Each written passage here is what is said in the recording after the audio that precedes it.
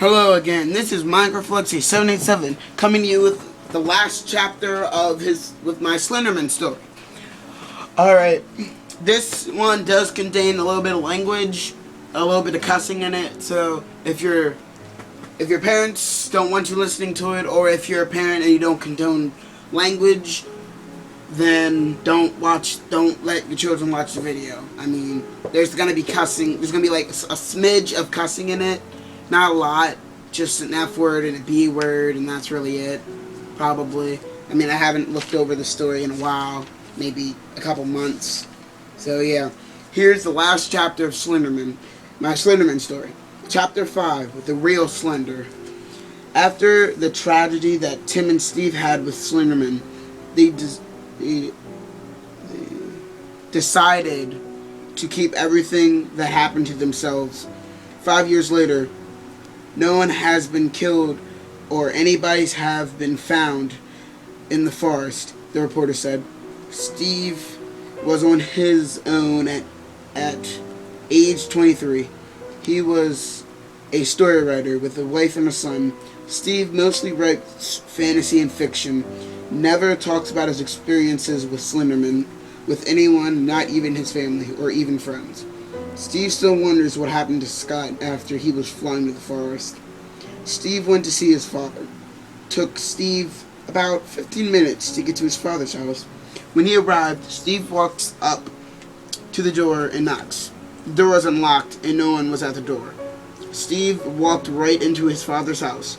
Everything was destroyed. Steve was screaming, "Is anyone in the house? If someone is, say something, please!" Steve ran up the stairs and looked in all the rooms. They were also destroyed. No one was in any of the rooms. Steve ran into the kitchen and in horror,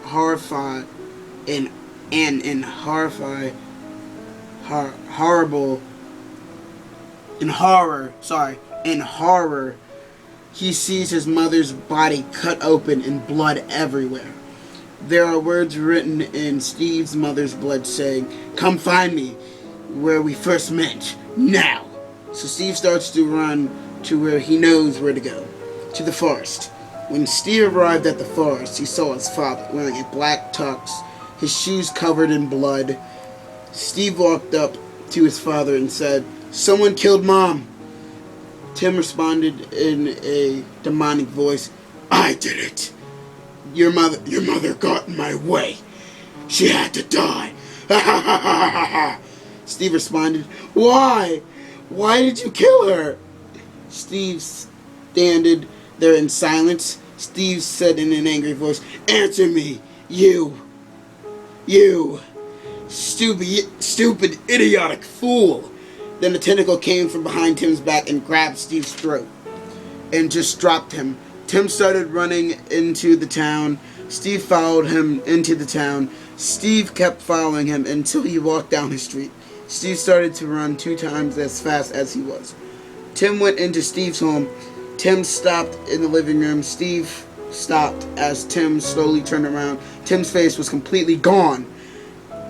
Steve was angry, so angry at a tentacle sprouted from his back and grabbed his father and said, "You will feel the pain you made all those people feel. Without you, I'll be able to keep the world safe." And Tim said, "Fuck you." Steve responded, "No, fuck you, bitch," and snapped Tim's neck. Years later, Steve's been able to control his power to help instead of hurt people. Sometimes he'll have the feeling to eat someone, but controls his instincts. The end. So guys, I hope you love that chapter, this story of my Slenderman, and have a good night, and Slenderman's always watching.